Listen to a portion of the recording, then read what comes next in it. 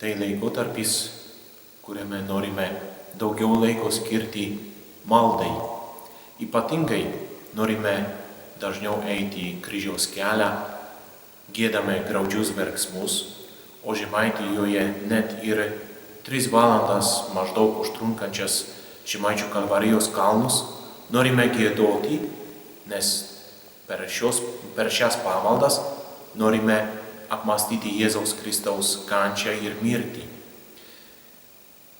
Mes ne tik laikome kažkokios tradicijos, čia nėra kažkoks tuščias įprotis, čia yra tikras apmąstymas, malda, tai yra kontempliacija, tai yra adoracija Jėzaus Kristaus žaizdų. Jis atėjo į šį pasaulį mus atpirkti, jis atėjo kentėti ir jo žaizdose mes atrandame savo išgydymą iš mūsų žaizdų, kurias atsiranda, kai nusidedam. Dievas iš tikrųjų nori mus išgelbėti per savo sūnų. Ta tobula meilė, kurią Dievas mums parodė, šiandien mes galime atpažinti pirmame skaitinyje, kai Dievas liepė Abraomui nužudyti savo sūnų, paaukoti savo sūnų. Tai buvo jam išbandymas, ar jis iš tikrųjų pasitiki Dievu, ar jis iš tikrųjų nori Dievui viską atiduoti.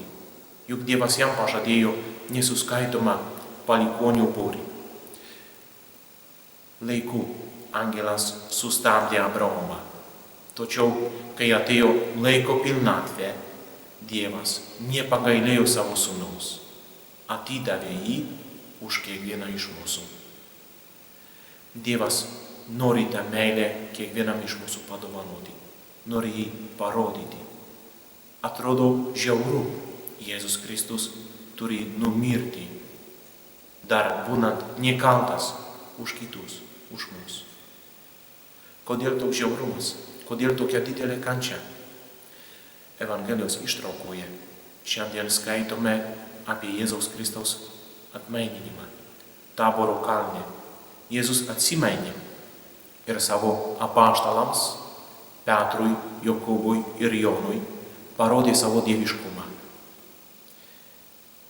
Kasgi suabejotų, jeigu pamatytų žibinčią kaip saulė Dievo veidą?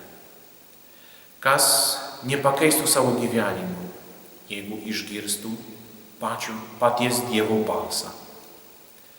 Kasgi iš mūsų turės toliau kietą širdį, žinodamas, kad Dievas dėl mūsų pasiaukojo. Net galim pasakyti, pasiūtė iš meilės mums, nepagailėjo savo sūnaus dėl mūsų nuodėmių. Dievas iš tikrųjų mus myli, esame jam brangus. Taigi ir mes per šią gavėnią stenkimės kasdien rodyti Dievui, jog jis yra mums labai brangus, kad mes jį mylime, kad branginame jo meilę. Savo tokią kasdieninę, žmogišką meilę, atliekant savo pareigas, dirbant savo darbus, einant savo pareigas, stenkimės Dievui parodyti taip. Aš myliu tave, Dieve. Verta susižavėti Jėzumi Kristumi. Nereikia bijotis kančios, kaip jis parodė savo dieviškumą ir apaštalams teikė vilties, jog kryžius tai ne pabaiga. Taip ir mes.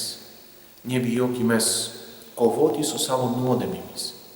Priešinkime net iki kraujo, kad būtume tikri Jėzaus mokiniai. Paskutiniomis dienomis girdėjome apie krikščionus, kurie buvo nužudyti žiauriai dėl Jėzaus Kristaus. Jie nepasitraukė. Per visą istoriją daug yra tokių liudytojų, kurie išdrįso pasakyti taip. Išdrįso ištarti, jog yra Jėzaus mokiniai. Kitų akivaizdoje, priešų akivaizdoje. Gali ir mums nereikės atsistoti prieš kitus žmonės, bet kasdien atsistojame prieš mūsų priešą, kuris tiko ir nori mus atitraukti nuo Dievo, prieš velnią. Nebijokime kovoti, išrinkime patį Jėzų Kristų. Jis nugalėjo mirtį, jis yra Dievas. Ir mes, kai pasirenkame Jėzų Kristų, galime su Petru pasakyti, gera man čia būti, gera būti prie Dievo. Net ir jeigu kryžius yra labai sunkus, gera būti kartu su Jėzumi. Sveikinu visus su pranciškonišku šūkiu taika ir gėris.